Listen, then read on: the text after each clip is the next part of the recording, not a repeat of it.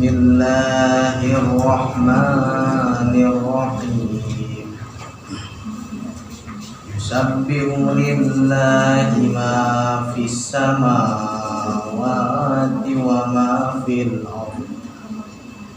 Lahul mulku wa lahul hamdu wa huwa ala kulli syai'in qadir. Huwallazi khalaqakum faminkum kafirun wa minkum mu'min. Allahu bima ta'maluna basir. Khalaqas samawati wal ardi bil haqqi wa sawwarakum fa ahsana suwarakum wa ilaihil masir. Ya'lamu ma fis samawati wal ardi wa ya'lamu ma tusirruna wa ma tu'linun. Wallahu alimun bizatis sudur. Alam ya'tikum naba'ul ladzina kafaru min qablu fazaqu wa bala amrihim wa lahum 'adzabun. Dzalika bi annahu kanat ta'tihim rusuluhum bil bayyinati faqalu abasharun yahkumuna fakafaru wa tawallaw wastaghfirullah wallahu ghaniyyun hamid. لام الذين كفروا أن لن يبعثوا قل بلى وربي لتبعثن ثم تنبئن بما عملتم وذلك على الله يسير.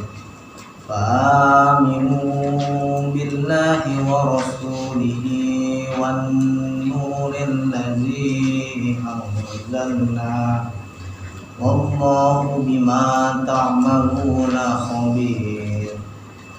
Yawma yajma'ukum liyawmil jam'i dzalika yawmut taghabun.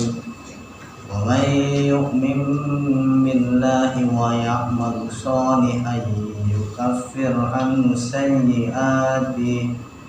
sayyi'atihi wa yudkhilhu jannatin tajri min tahtihal anharu khalidina fiha abada. Dzalikal fawzul azim. Allahu azim. Wassalamualaikum warahmatullahi wabarakatuh. Bismillahirrahmanirrahim. Assalamualaikum warahmatullahi wabarakatuh. Alhamdulillah alladzi an'ama alaina bi anwa'in ni'am wa hadana ila dinil Islam. Wassalatu wassalamu ala Rasulillahi sallallahu alaihi wasallam wa ala alihi wa ashabihi wa man ittaba'a hudahu ila daris salam. Subhanaka la ilma lana illa ma 'allamtana innaka antal alimul hakim. Allahumma anfa'na bima 'allamtana wa 'allimna ma yanfa'una wa zidna ilma. Allahumma inna nas'aluka ilman nafi'an wa rizqan thayyiban wa amalan mutaqabbalan. Bapak dan Ibu yang dimuliakan Allah Subhanahu wa taala, pertama tentunya kita bersyukur kepada Allah Subhanahu wa taala dengan nikmat, dengan kudrat, dengan iradat Allah Subhanahu wa taala. Pada malam hari ini kembali kita dipertemukan oleh Allah Subhanahu wa taala, dan mudah-mudahan ini adalah satu di antara catatan-catatan amal soleh yang kita lakukan di dalam kehidupan kita. Salawat dan salam pada Nabi Muhammad SAW, keluarganya, para sahabatnya, dan siapa saja yang mengikutinya hingga yaumul qiyamah. Ikhwani wa akhwati fillah, a'adzanillahu wa iyyakum. Pada malam ini kita akan melihat dan mengulang tafsir dari surah Al-Baqarah ayat 183 sampai dengan 187. Dan ayat ini adalah ayat-ayat yang berkaitan tentang Ramadan. Jadi ayat-ayat yang diambil oleh majelis untuk menyampaikan berkaitan tentang kitab Siam atau kitab tentang puasa. Nah, dalam ayat ini yang pertama, pada ayat 183 Allah Subhanahu wa taala menyebutkan kepada kita, ya ayyuhalladzina amanu kutiba alaikumus syiyam kama kutiba alal ladzina min qablikum la'allakum tattaqun. Wahai orang-orang yang beriman, diwajibkan atas kalian berpuasa sebagaimana telah diwajibkan atas orang-orang sebelum kalian agar kalian bertakwa. Nah, ada hal yang sangat penting ketika kita melihat pada konteks ayat ini. Allah Subhanahu wa taala menyebutkan kepada kita bahwa di antara tujuan ibadah saum adalah Allah katakan la'allakum tattaqun, agar kalian bertakwa. Nah, kata takwa ini kalau kita melihat rumusan yang disampaikan oleh para ulama, diantaranya apa yang kita dapatkan dalam putusan tarjih, bahwa takwa ini memiliki makna, memiliki arti imtisalul awamir. Yang pertama, takwa itu ada hal yang berkaitan dengan imtisal.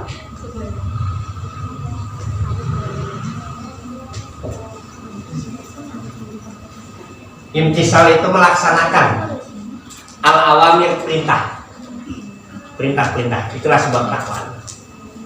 Yang kedua, ijtinab.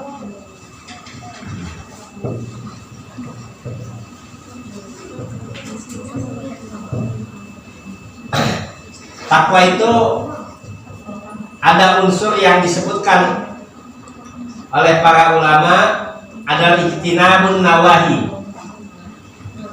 menjauhkan diri dari larangan. Itulah bentuk takwa.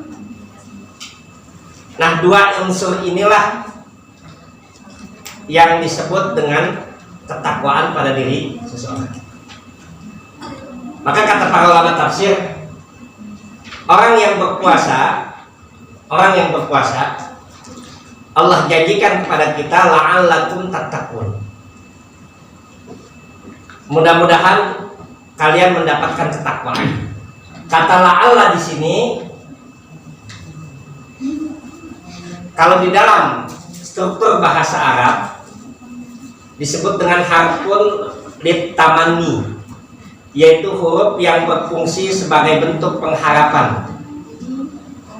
Harfun litamani. Tetapi ketika Allah yang menyebutkan kalimat ini la'allakum tattaqun, maka bukan lagi menjadi harapan, tetapi menjadi sebuah kepastian bahwa orang yang dia berpuasa pasti akan mendapatkan takwa. Ini rumusan. Kenapa? Karena dengan puasa itu dia mau melaksanakan perintah dan mau meninggalkan larangan. Tinggal kadar ketakwaan setiap orang itu berbeda. Takwa seorang itu dia berbeda, tidak akan sama. Takwanya kita dengan para kiai, misalkan para ustadz, para ulama tentu berbeda. Takwanya para ulama dengan para sahabat tentu berbeda. Takwanya para sahabat dengan para tabi'in tentu berbeda. Takwanya para sahabat tabi'in dengan takwanya Nabi tentu beda. Tidak sama. Dan itu yang disampaikan oleh para ulama itu, bahwa ketakwaan setiap orang itu berbeda-beda sebagaimana berbeda-beda dan bertingkat-tingkatnya surga. Jadi bedanya ketakwaan seseorang sebagaimana bertingkat-tingkatnya surga. Nah, ini yang kita lihat. Surga berapa tingkatan itu? 100. Pintunya berapa? 100. Pintunya 4. Dikit amat pintunya ya? Pintunya berapa pintunya? 100. Kalau tingkatan 100 berarti pintunya 100 ya. 1000. Jadi begitulah takwa seseorang, dia akan bertingkat-tingkat.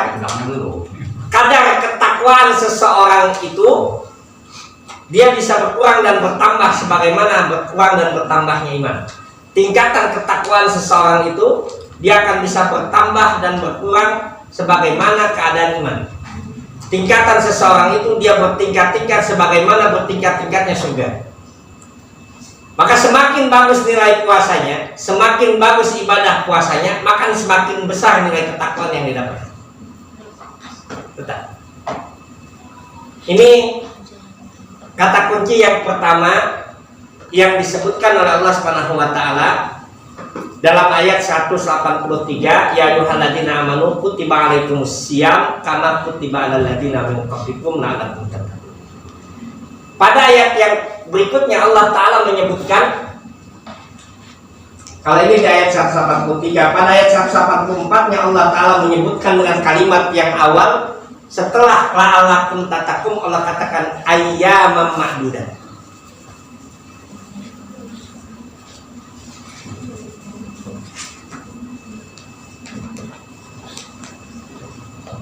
Saya tidak tafsirkan semuanya, tapi kita mengambil kata-kata kunci dari ayat ini yang dibahas oleh para ulama tafsir.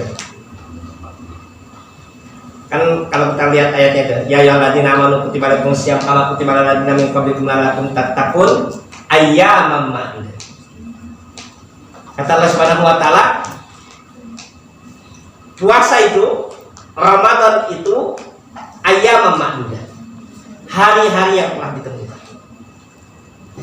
Maka berpuasa yang menghasilkan ketakwaan tadi, ibadah Ramadan yang menghasilkan nilai takwa yang sangat luar biasa itu, dia tidak setiap waktu Allah sebutkan, tetapi hari-hari yang telah ditentukan. Maka ada sebuah ungkapan syair, ya, bukan hadis Nabi SAW, tetapi seringkali dibaca oleh banyak orang. Dia adalah ungkapan syair yang menyebutkan kepada kita, kurang lebih artinya itu seperti ini. Apa? Wahai orang yang dia bermaksiat, wahai orang yang dia bermaksiat di bulan Sa'ban, di bulan Rajab dia masih bermaksiat.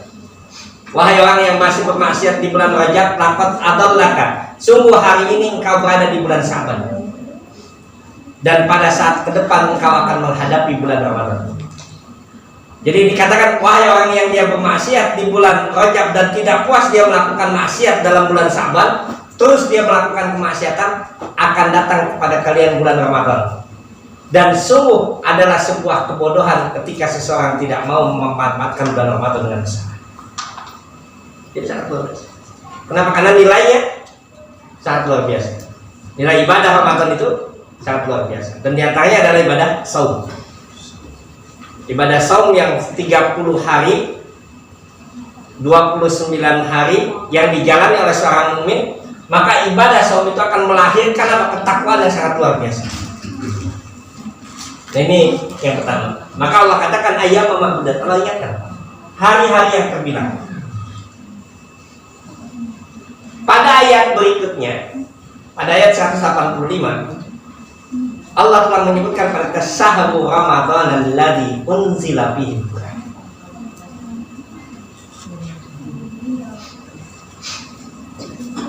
Pada ayat 185 Allah katakan pada syahrul Ramadan alladzi unzila fihi al-Qur'an. Apa yang Allah sebutkan? Ramadan, Allah katakan bulan diturunkannya Al-Qur'an. Syahrul Ramadan alladzi unzila fihi al-Qur'an. Sepakat para ulama bahwa Al-Quran itu diturunkan bulan Ramadan. Tidak ada. Hanya nanti yang dibahas oleh para ulama tafsir, tanggal berapa Al-Quran itu diturunkan.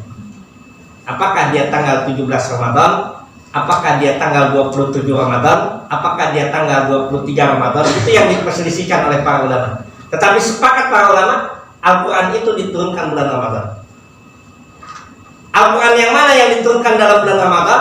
Dan Imam As-Suyuti menyebutkan kepada kita di dalam kitab Ulumul Quran bahwa bulan Ramadan adalah bulan diturunkannya Al-Quran, adalah Al-Quran yang Allah turunkan dari Baitul Izzah ke langit dunia. Dan kemudian Allah turunkan dari langit dunia kepada Nabi SAW. dan Ramadan adalah bulan Allah turunkannya Al-Quran. Maka katakan syahrul Ramadan alladzi unzila fihi. Apa fungsi Al-Quran itu? Allah katakan hudal linnas. Perhatikan di sini Allah sebutkan pada kita hudal linnas. Bahwa Al-Quran itu sebagai hudal linnas. Al-Quran itu sebagai hidayah, sebagai petunjuk. Hudal linnas. Wa bayyinatin minal huda. Bahwa Al-Quran yang Allah turunkan itu bukan hanya sebagai huda, tetapi Allah katakan bayyinat. Bayyinatin minal huda. Bahwa Al-Quran itu dia berfungsi sebagai penjelasan dari petunjuk itu sendiri. Jadi Al-Quran itu adalah panduan, dan dalam panduan itu Allah berikan penjelasan-penjelasan. Wa bayyinatin minal huda. Wal Furqan, dan Al-Quran itu sebagai Furqan, pembeda antara hak dan batil, pembeda antara yang benar dan salah, pembeda antara yang baik dengan yang jelek, pembeda antara surga dan neraka.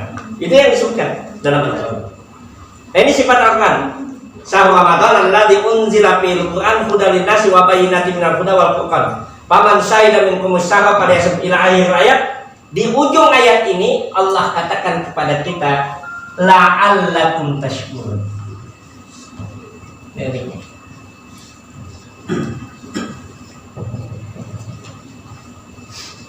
Jadi Allah katakan, kalau tadi tatakun ketika Allah sebut tentang ibadah saum, maka pada ibadah Quran ketika Allah sebutkan tentang Al-Quran, Allah katakan la'allakum tashkurun. Redaksinya sama juga dengan kata la'alla. Apa artinya? Orang yang dia berinteraksi dengan Al-Quran di bulan Ramadan, mudah bagi dia untuk bisa bersyukur. Orang yang dia memaksimalkan waktunya di bulan Ramadan, maka mudah bagi dia untuk bisa bersyukur dengan nikmat yang Allah berikan. Kenapa? Karena interaksi dengan Al-Quran itu dia menyatakan kesyukurannya dengan Allah turunkan Al-Quran.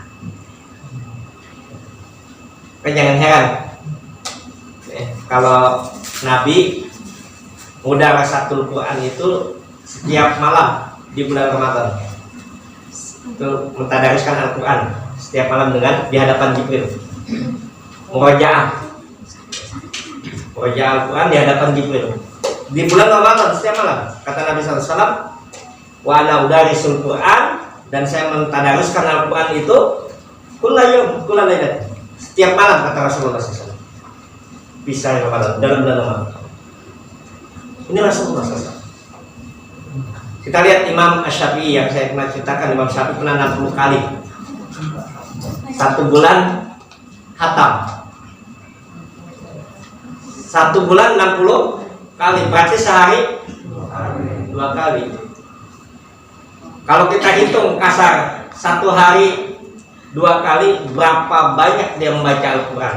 Kita kalau dia membacanya dengan cepat, kita baca cepat, yang lancar baca paling sedikit 1 juz itu 34 jam.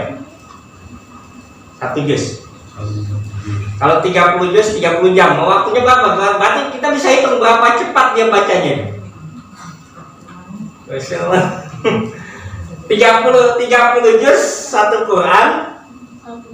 Berarti kalau 2 Quran itu 60 juz, waktu 1 hari itu 24 jam. Nggak mungkin baca Quran terus. Ada waktu istirahatnya, ada tidurnya. Banyak dia baca Quran. Masya Allah. Dan itu disampaikan oleh para ahli sejarah itu. Kenapa Imam Syafi'i melakukan itu? Hanya 1 kali beliau lakukan dalam seumur hidupnya, nggak terus-menerus. Hanya 1 kali, kata para ahli sejarah itu. Hanya 1 kali beliau lakukan itu, dan tidak dilakukan terus-menerus. Jadi beliau ingin mengetahui seberapa mampu dia membaca Al-Quran, dan dikatakan oleh para ahli sejarah, karena beliau dapat melakukan 2 kali khatam dalam 1 hari itu, karena beliau adalah hafidhul Quran. Kalau kita bacanya masih AIOL, ya paling banter one day one juz lah, misalkan. One day one juz saya udah lumayan itu.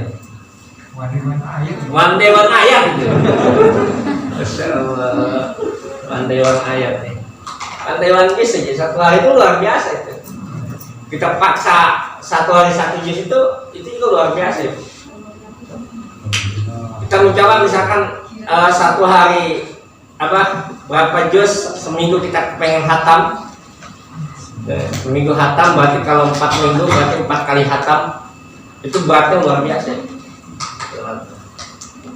Nah, ayat ini memberikan jaminan dan garansi bahwa ketika Ramadan itu dimaksimalkan dia untuk membaca Al-Quran, dimaksimalkan dia dalam interaksinya dengan Al-Quran, apa yang Allah berikan? Allah berikan kepadanya kesyukuran. Itu jaminan. Jadi dia bisa bersyukur pada Allah Subhanahu wa Ta'ala. Kenapa? Karena dengan Al-Quran dia akan mendapatkan hudal linnas wa bayyinatin minal huda wal furqan. Dan dampaknya apa nanti? Hidup yang dia dijalaninya dalam kehidupan itu, dia akan bisa bersyukur dengan nikmat yang Allah berikan. Nanti lihat ketika melihat di Al-Quran, kata-kata syukur itu, kata syukur dalam Al-Quran itu nanti Allah sebutkan itu syukur itu dalam beberapa hal. Pertama, ketika Allah menyebutkan tentang penggunaan panca indera, la'allakum tashkurun, Allah katakan itu syukur. Kedua, ketika Allah menyebutkan pemanfaatan alam dan kehidupan, Allah sebutkan kata syukur agar kalian bisa bersyukur. Ketiga, ketika Allah Subhanahu wa Ta'ala menyebutkan tentang harta, Allah sebutkan kata syukur. Maka ini yang disampaikan oleh para ulama. Ketika seseorang dia bisa berinteraksi dengan Al-Quran, maka dia mendapatkan rasa syukur. Apa yang terjadi? Orang yang dia interaksi maksimal dalam Al-Quran, ketika berada Ramadan, maka dia akan dapat menata dan mengolah hidupnya. Karena hudalinas wa bayyinatin minal huda wal furqan. Kemudian berikutnya Allah Ta'ala menyebutkan pada ayat 186. Pada ayat 186 Allah Ta'ala menyebutkan apa? Allah Ta'ala menyebutkan tentang doa. Wa idza sa'alaka ibadi anni fa inni qarib. Ayat 186.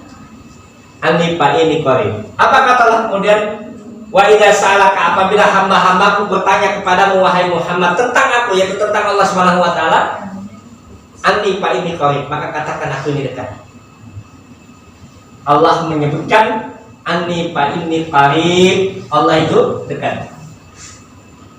Begitu dekatnya Allah Subhanahu wa Ta'ala, ujibu da'watad da'i, aku akan jawab. Kata Allah Subhanahu wa Ta'ala, ujibu da'watad da'i, aku akan jawab doa orang-orang yang berdoa. Allah akan jawab. Saking dekatnya Allah Subhanahu wa Ta'ala, Allah akan jawab doa seorang hamba. Tapi apa Allah katakan? Ujibu da'watad da'i dada'an. Kalau dia berdoa, aku akan jawab.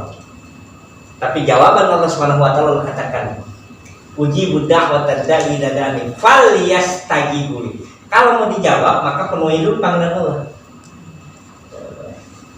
Falyastajibuni.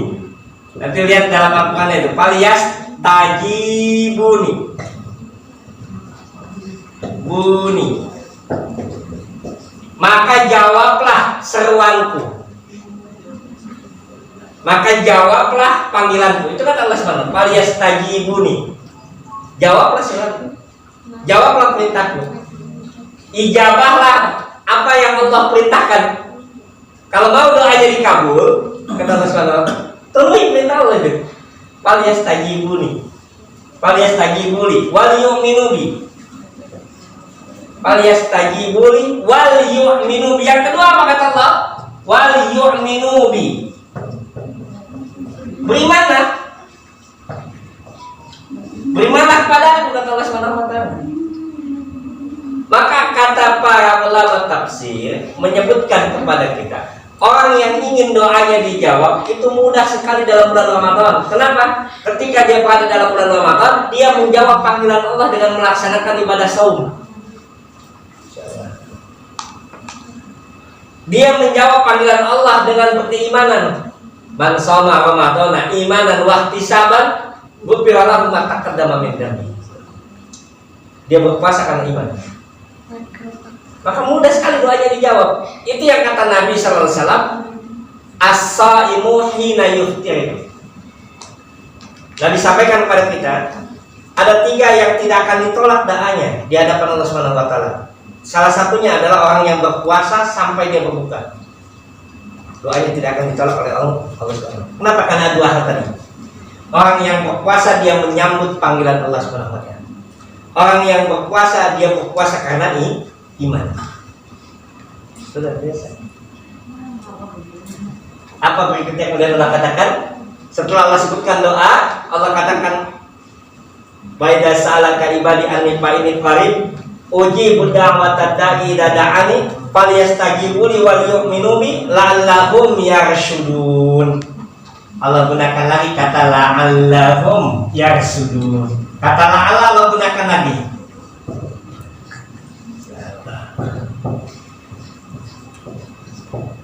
Yarshudun. Jadi setelah Allah sebutkan tentang doa, Allah berikan jaminan Allah akan jawab doanya dengan syarat dia mau memenuhi panggilan Allah, mau beriman kepada Allah, dan itu ada dalam ibadah Ramadan, pada ibadah puasa. Lalu Allah katakan la'allahum yarshudun, agar mereka mendapatkan bimbingan, petunjuk.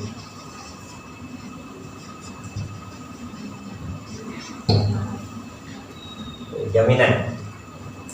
Jadi orang yang dia memaksimalkan doanya dalam bulan Ramadan pun banyak itu doanya. Banyak. Kesempatan waktu dari subuh sampai maghrib. Dari subuh sampai maghrib kesempatan kita untuk berdoa sangat luar biasa itu. Kesempatan yang doanya kita lagi dijawab. Maka kata Nabi SAW, jangan orang yang berpuasa itu pala yakus. Jangan dia berkata yang tidak baik ketika dia berpuasa. Kenapa? Gunakan kesempatannya untuk doa itu. Dan kita yang kadang-kadang tidak maksimalkan itu. Padahal kesempatan luar biasa. Allah jamin itu. Falyastajibu li wal yu'minu bi. Kenapa? Orang yang berpuasa itu Allah jamin ketika dia berpuasa dia sedang menyambut panggilan Allah. Ketika dia berpuasa dalam keadaan iman. Ketika dia berpuasa. Dan kemudian Allah katakan la'allahum yarshudun. Maka hidup yang dia jalani itu akan Allah adakan pembimbingan. Allah bimbing itu, Allah arahkan. Luar biasa. Irsyad. La'allahum yarshudun. Jadi Allah berikan bimbingan. Nanti dalam surat yang lain, surat Al-Hujurat, Allah sebutkan itu. Ayat yang ke-7. Siapa yang mendapatkan bimbingan itu? Walakinallaha habbaba ilaikumul iman wa zayyanahu fi qulubikum wa karraha ilaikumul kufra wal fusuqa wal isyan ulaika humur rasyidun. Ulaika humur rasyidun. Nih, kisah. Ulaika humur rasyidun. Siapa mereka? Walakinallaha habbaba ilaikumul iman. Orang yang mendapatkan bimbingan Allah itu Allah akan penuhi imannya itu dengan hatinya itu dengan keimanan. Habbaba ilaikumul iman. Wa zayyanahu, Allah jadikan dia cinta dan Allah hiaskan iman. Itu iman. Wa karaha ilaikumul kufra wal fusuqa wal isyan. Orang yang mendapatkan bimbingan Allah, dia tidak akan suka dengan perbuatan kufur itu. Wal fusuqa, tidak akan suka dengan perbuatan fasik. Wal isyan, tidak akan suka dengan perbuatan maksiat. Itu bimbingannya. Ulaika humur rasyidun. Itulah orang yang mendapatkan bimbingan Allah. Dengan apa? Dengan doa tadi. Kekuatan doa. Nah, nanti pada ayat 187, karena ayat 187 Allah menyebut tentang i'tikaf.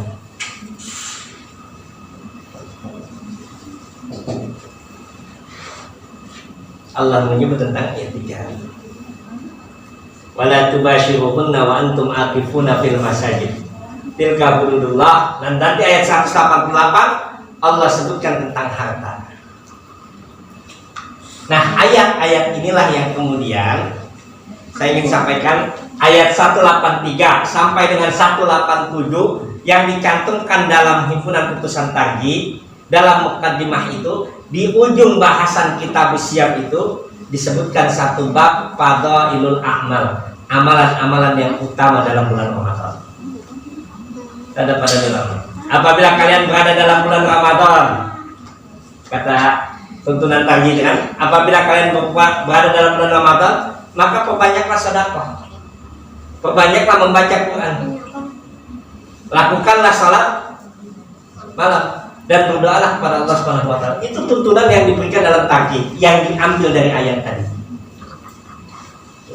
Jadi ini yang diambil dasarnya.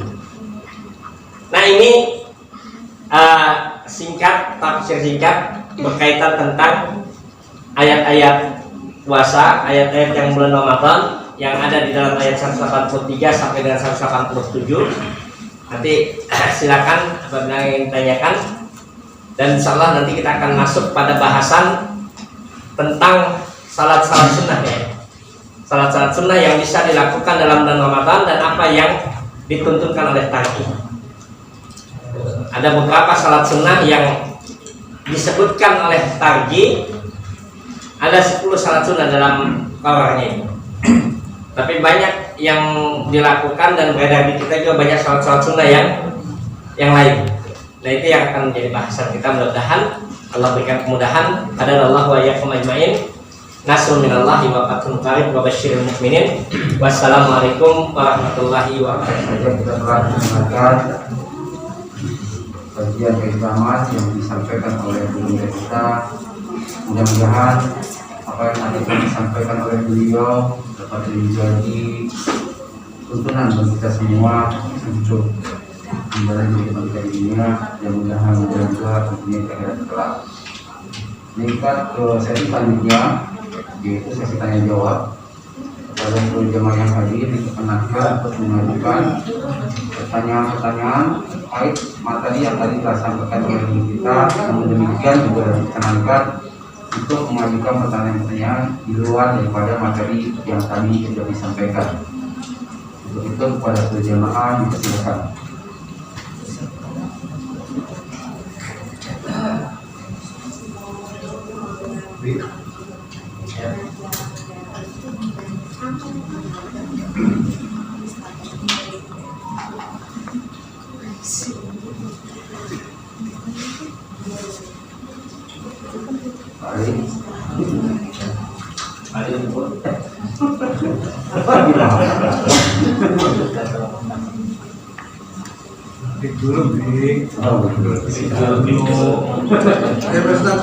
Ya, siap.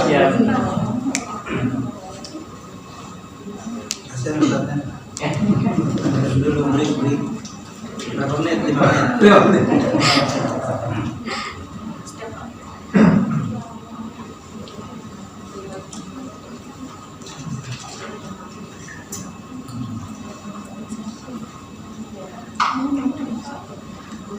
Pak Ustadz nanya nih Pak Ustadz. Ya, siap. Terkait dengan malam Lailatul Qadar. Malam Lailatul Qadar kan turunnya itu di malam hari. Sedangkan beda negara kan akan berbeda waktu juga tuh ya. Iya. Mungkin di Indonesia malam, mungkin di negara lain itu pagi atau siang atau sore. Nah, itu apakah malam Lailatul Qadar turun hari itu serempak untuk seluruh Seluruh dunia. Ya, seluruh dunia, atau bagaimana tuh Pak Ustadz? Iya. Ukurannya mana gitu ya? Iya. Di sini malam ganjil, di sana malam genap. Nah, ya. Nah, ini memang terkait dengan perbedaan waktu itu yang menjadi permasalahan yang diperdebatkan oleh para ulama. Tapi secara umum Al-Quran menyebutkan Lailatul Qadar itu pertama malam ganjil, berarti adanya di malam hari. Yang kedua, kemudian ketika bicara tentang Lailatul Qadar itu, bahwa Allah turunkan dengan bentuk kemuliaan itu karena dengan adanya Al-Quran yang Allah turunkan, itu sifat kemuliaannya. Yang ketiga, bahwa orang yang mendapatkan malam Lailatul Qadar itu dia akan mendapatkan kebaikan yang lebih baik dari 1000 bulan. Itu yang disampaikan oleh Al-Quran ketika kita melihat pada ayat ini. Nah, permasalahan perbedaan waktu itu, perbedaan waktu yang terjadi, bagaimana diperdebatkan oleh para ulama. Pendapat yang lebih mendekati kebenaran, ya, Allah Ta'ala. Yang ini yang saya sampai saat ini saya masih meyakini bahwa kalau hitungan awal waktu itu berporos pada kota Mekah atau pusatnya di Ka'bah, maka hitungan seluruh dunia tidak akan berbeda 1 hari. Oh, patokannya. Patokannya, karena hitungan kita kan Januari ya. Januari itu sejarahnya kan Januari itu dihitung dari apa? Pernah dengar apa? Januari itu dimulai dari apa itu? Titik hitungan Januari itu waktu. Pernah dengar ya? Coba baca. Apa hitungannya anak muda bisa? Januari itu dihitung dari mana? Awal Januari itu. Dibuang laut, ada yang dibuang, ada yang dibuang laut itu. Jadi di situ lah titik awal waktu itu. Coba perhatikan dalam sejarah. Nah, penemuan yang terakhir ini bahwa kota Mekah khususnya Ka'bah itu adalah titik poros tengah bumi. Kan coba. Sehingga jarak antara kota Mekah khususnya Ka'bah tadi itu dengan beberapa benua dan wilayah itu tidak lebih dari 6 jam.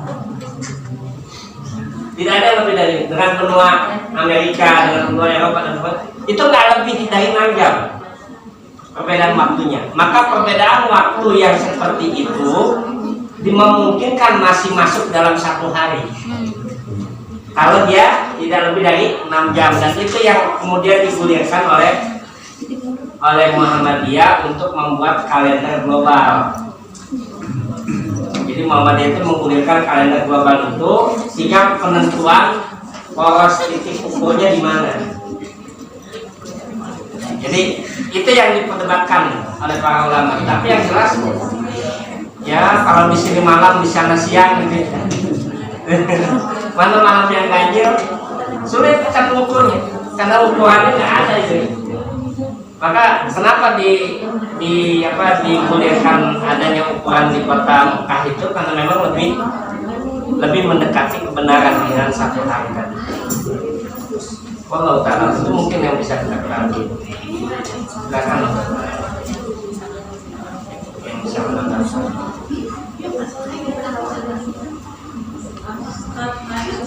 Iya, siap. Salam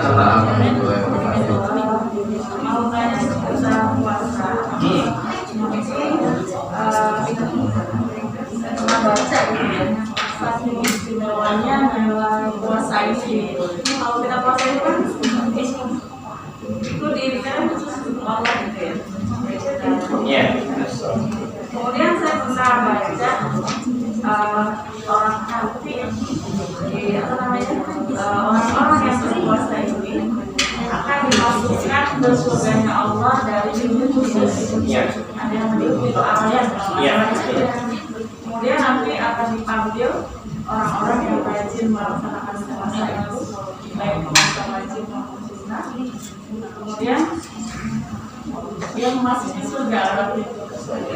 Pertanyaannya, kadar puasa tingkatan puasa yang seperti apa sih? Sehingga kita bisa mendapatkan. Ya, masih bisa. Ini pertanyaannya berat ya. Jawabannya ringan. Karena puasa yang seperti apa yang bisa menghasilkan itu kan? Itu yang kita inginkan. Yang pertama ya puasa yang memenuhi syarat dan ketentuan tadi. Itu yang harus kita lakukan. Apa syarat dan ketentuannya tadi? Itu kita lihat di dalam definisi saum. Sebenarnya nggak terlalu banyak, nggak terlalu ribet. Artinya ketika kita mengulang definisi saum itu kan puasa itu apa sih? Yang dimaksudkan dengan puasa itu imsak, menahan. Menahan apa yang ditahan? 3 hal yang membatalkan dengan syarat-syaratnya yang telah ditentukan. Apa syarat-syaratnya itu? Orang yang berpuasa ada syarat yang wajib dia penuhi, ada syarat yang sunnah dia penuhi, ada syarat yang haram yang tidak boleh dia lakukan, dan ada syarat yang makruh kalau dia kerjakan. Itu orang-orang yang berpuasa. Nah, secara sederhana bahwa puasa seseorang itu akan mendapatkan hasil yang maksimal kalau dia mampu menahan apa yang disampaikan oleh Rasulullah SAW. Di antaranya dia tidak hanya menahan makan dan minum, tapi dia menahan ucapan-ucapan yang tidak baik. Dia tidak hanya menahan makan dan minum, tapi dia mampu menahan amarahnya. Dia tidak hanya menahan makan dan minum, tetapi dia mampu mengoptimalkan waktunya. Itu yang kita lihat dalam hadis-hadis Nabi kan begitu. Kata Nabi SAW itu malam yada qaulan zur wal amilaki fala hazata lillahi ayada ta'ama wa syarabahu. Barang siapa yang tidak bisa menahan ucapan dusta, bahkan dia berdusta, ya, maka Allah tidak punya kepentingan dengan puasanya.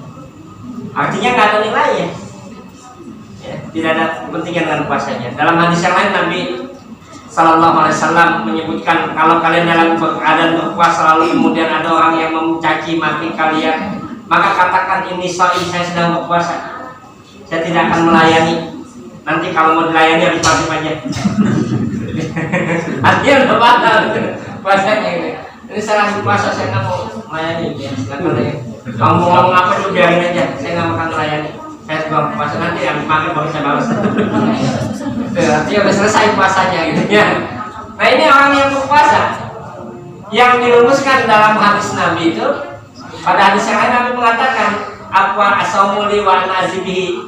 Allah berfirman, puasa itu adalah untukku dan aku yang akan membalasnya. Kenapa? Kata Allah Subhanahu wa taala, karena dia tahan makan dan minumnya karena aku. Jadi orang yang berpuasa itu yang hasilnya maksimal itu ketika dia melakukan itu dengan niatan iman karena Allah. Dia tahan makan dan minumnya karena Allah Subhanahu wa taala dengan keikhlasan. Itu yang disebutkan imanan wahtisaban itu. Dia didasari oleh iman, didasari oleh perhitungan dan balasan yang akan Allah berikan. Nah ini secara hadis-hadis Nabi menyebutkan tentang itu. Artinya orang yang berpuasa yang maksimal, dia akan mendapatkan hasil yang maksimal kalau dia mampu menjaga puasa itu sesuai dengan syarat-syarat yang telah disebutkan. Selama dia puasa, dia melaksanakan kewajiban dengan baik, dia meninggalkan yang dilarang, dia tidak mengerjakan hal yang tidak disukai. Itu selama dia berpuasa. Jadi mungkin itu ya, supaya kita bisa maksimal. Tidak tidur melulu gitu kan. Tidur ibadah ya. Jadi tidak tidur melulu, tapi kalau tiduran terus nilai puasanya nanti kurang, karena tidak ada ibadah yang lain yang maksimal.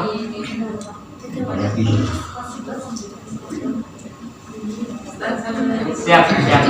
Assalamualaikum warahmatullahi wabarakatuh. Assalamualaikum. Tadi kita mengatakan bahwa ketakwaan itu berbeda-beda di mata kami. Kemudian keimanan seseorang itu bisa bertambah, bisa juga berkurang, atau kadang di atas, kadang di bawah.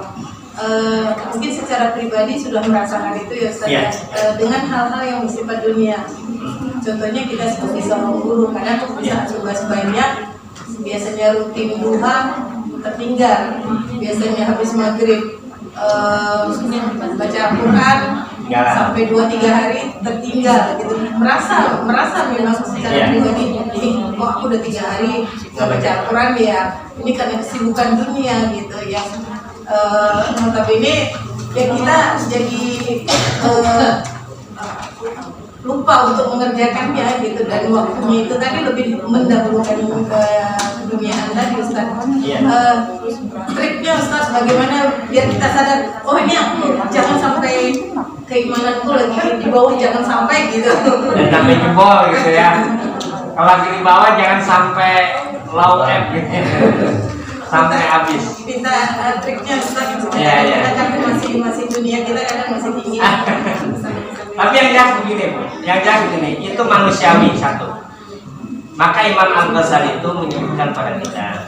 Kata Imam Al-Ghazali itu, semakin tinggi ikatan kita dengan dunia, maka semakin putus ikatan kita dengan akhirat. Jadi semakin kencang kita dengan dunia, semakin putus satu-satu ikatan kita dengan akhirat. Jadi makin lama makin sholat kita kayaknya hampa, nggak berasa, baca Quran juga nggak. Makin ketika kita cinta dunia itu kata Imam Al-Ghazali. Jadi dan itu memang manusiawi pada diri manusia. Ada sesuatu hal yang bukan aib ya, bukan satu hal yang, tapi memang manusia seperti itu. Itulah pertarungan. Nah, kalau tanya apa kiat-kiatnya ya, wallahu ta'ala alam ya. Wallahu ta'ala alam, secara singkat mungkin yang diajarkan oleh Nabi itu kan seperti itu. Artinya jangan jadikan dunia itu dalam hatimu, tapi jadikan dunia itu dalam tangan. Artinya ya dunia itu bukan untuk kita selama-lamanya. Kalau kita dunia itu sudah di hati kita ya kita akan merasakan apapun akan kita. Tapi kalau itu di tangan kita, maka kita bisa mengaturnya. Dan dalam ibadah, bagaimana prakteknya? Nah, dalam ibadah, agar kita nggak jatuh drop, habis baterainya sampai drop sampai 0% gitu ya. Agar tidak seperti itu, disampaikan oleh para ulama itu dijaga dengan amalan-amalan sunnah. Jadi kalau nanti kita pada saat kondisi lagi lemah iman kita, maka yang terputus itu hanya satu persatu bagian dari amalan sunnah, tapi tidak terputus pada amalan yang wajib. Itu yang disampaikan oleh Imam Al-Ghazali itu, amal-amal sunnah itu bagaikan pagar dalam rumah kita. Ketika setan itu mau masuk rumah kita, sudah terhalang dengan amalan sunnah, dengan pagar tadi. Tapi ketika setan itu masuk rumah tanpa pagar, apalagi pintunya dibuka, gampang sekali setan masuk. Nah, pagar itu adalah bagaikan amalan sunnah yang kita lakukan. Dan pintu masuk itu adalah amalan wajib yang kita kerjakan. Maka jagalah amalan-amalan kita, keimanan kita untuk tidak dimasuki oleh setan itu dengan memperbanyak pagar-pagar itu dalam amalan sunnah. Salat sunnahnya, yang lainnya kita lakukan. Sehingga ketika drop itu hanya satu bagian yang terputus. Ini rusak pagarnya sebelah sini, tambah lagi. Jadi itu yang terjadi, katakan Imam Al-Ghazali. Jadi itu secara sederhana. Tapi itu manusiawi, memang imannya begitu. Tinggal kita yang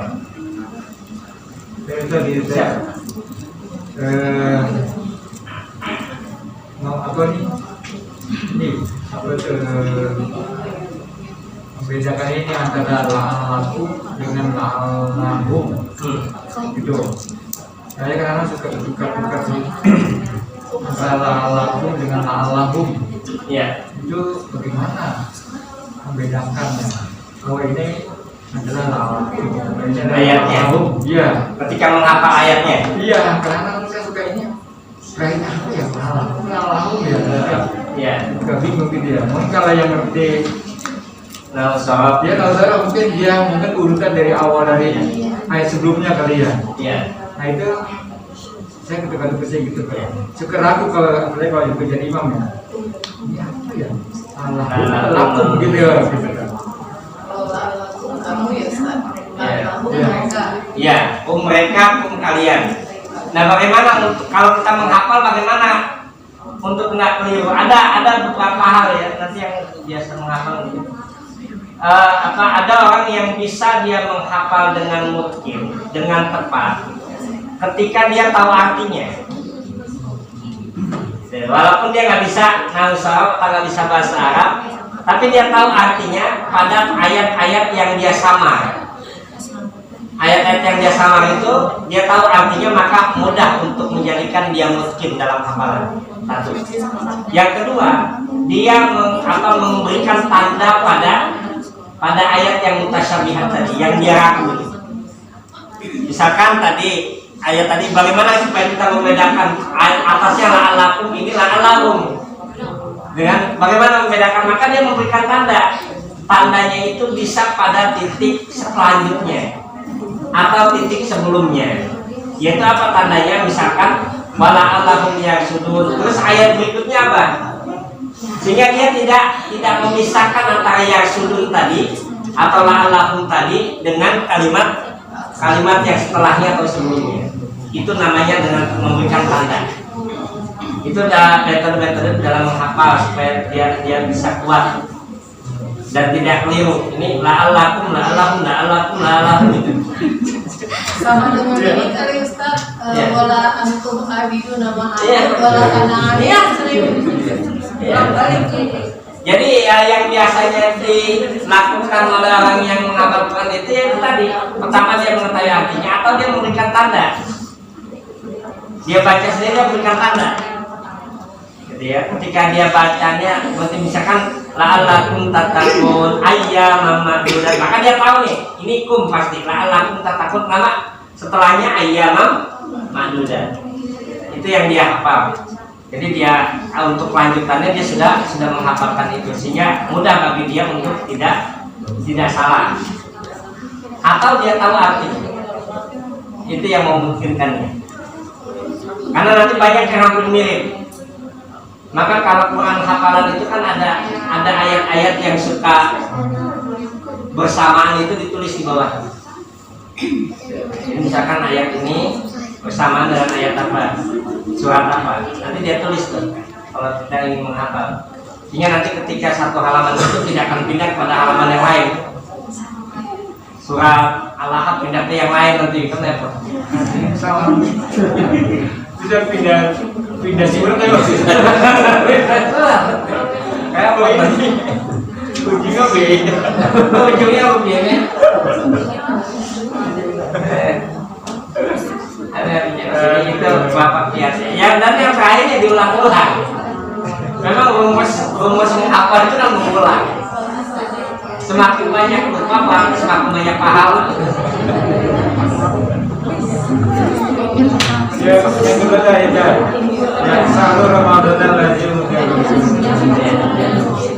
Jadi yang tadi sebenarnya tadi belum dijelaskan secara apa mengenai dan tadi apa bahwa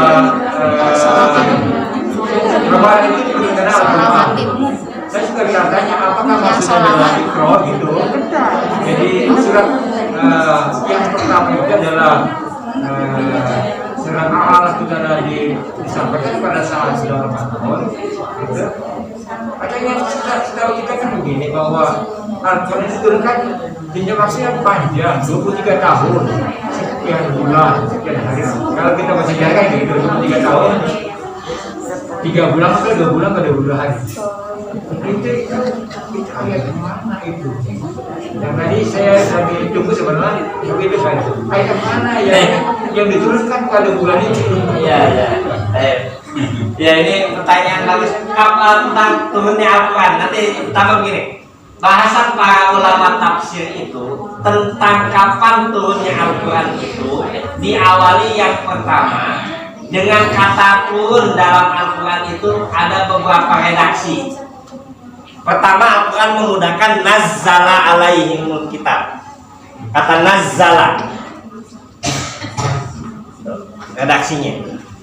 Kemudian ada kata anzala atau unzila. Anzala atau unzila. Contoh misalnya surat apa tadi? Syahrul Ramadan alladzi unzila fihil Qur'an. Terus dalam surat Al-Qadar. Nanti dalam surat 18 surat Al-Kahfi nazzalal kitab. Nah ini redaksi-redaksi ini dalam struktur bahasa berbeda. Dalam struktur bahasa berbeda. Anzala itu Walaupun sama-sama turun, tetapi turunnya beda. Ada turunnya nikuk, ada enggak. Ngerti nggak gitu ya? Jadi itu kata bahasanya turun. Nah kemudian yang kedua, bahasan tentang kapan Quran itu turun dan Quran apa yang turun itu, selain dari redaksi kata ini, dibahas oleh para ulama kaitan dengan ayat dalam surat At-Taubah dan Al-Anfal, di mana Allah mengatakan yaumal taqal jam'an, pada hari di mana bertemunya dua pasukan. Allah turunkan Al-Quran itu di hari di mana diturunkannya dua pasukan. Turunnya dua pasukan itu adalah peristiwa perang Badar yang terjadi pada bulan Ramadan. Maka menurut ulama tafsir bahwa Al-Quran turun itu tanggal 17 Ramadan karena ayat tadi Yaumal taqal jam'an. Al-Quran itu diturunkan sama harinya dengan ketika terjadi perang Badar. Bukan pada saat perang Badar turun Al-Quran, tidak. Harinya sama dengan hari di mana terjadi perang Badar, bertemunya dua pasukan. Maka disebutkan oleh sebagian tafsir bahwa itu adalah tanggal 17 Ramadan. Jadi ini yang pertama. Kemudian yang kedua, yang menyebutkan kepada kita bahwa turunnya Al-Quran itu dalam bulan Ramadan itu bukan Al-Quran yang Iqra Bismi rabbikal ladzi khalaq. Bukan 5 ayat dalam surat Al-Alaq, tetapi turunnya Al-Quran di bulan Ramadan yang merupakan malam Lailatul Qadar adalah turunnya Al-Quran sekaligus dari Baitul Izzah ila Baitis Sama. Jadi Al-Quran itu dulu diletakkan, Al-Quran itu di mana diletakkan dulu sebelum diturunkan? Di mana lo letakkan Al-Quran? Ada yang udah pernah nyari belum? Nah, di mana diletakkan Al-Quran? Nanti ada dalam surat Al-Waqiah itu. La yamassuhu illal mutahharun. Tidak ada yang menyentuh Al-Quran itu kecuali yang suci. Betul kan? Yang suci itu siapa? Para malaikat. Para malaikat itu tidak menyentuh Al-Quran, itu tidak disentuh kecuali oleh para malaikat. Maka dalam surat itu mengisyaratkan kepada kita Al-Quran itu Allah letakkan di mana? Di Lauhul Mahfuz. Allah letakkan di Lauhul Mahfuz sebelum diturunkan. Allah letakkan dia di Lauhul Mahfuz.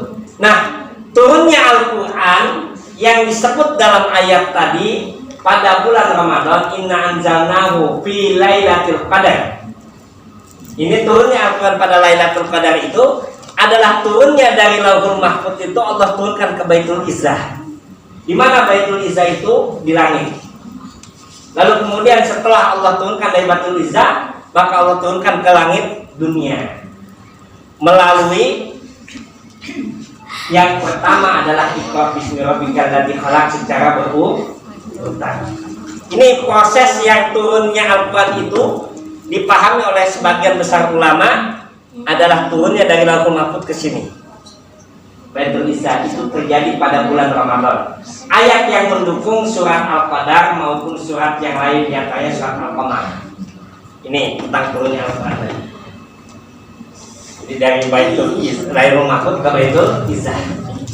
Bukan yang ini, menurut kalian, dan ini bisa dibaca dalam kitab Imam As-Suyuti bahwa bukan ini yang turunnya pada bulan Ramadan, atau bisa juga turunnya bulan Ramadan itu adalah surat Iqra tadi Allah turunkan bulan Ramadan tanggal 17. Tetapi yang dimaksudkan dengan Lailatul Qadar adalah turunnya Al-Quran dari Lailatul Mahfuz ke Baitul Izzah.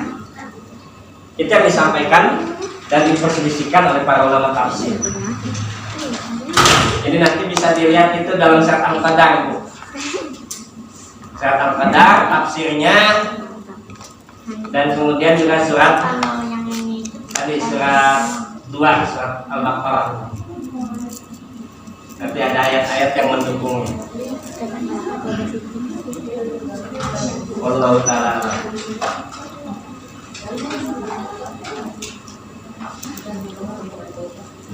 Ya,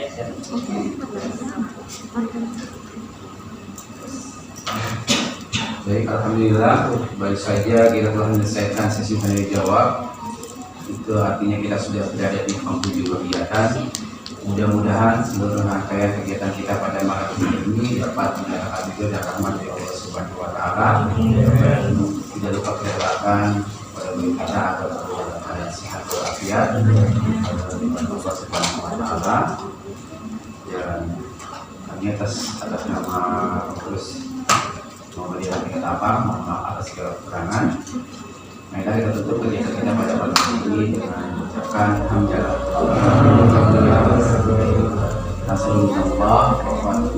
Wassalamualaikum warahmatullahi wabarakatuh.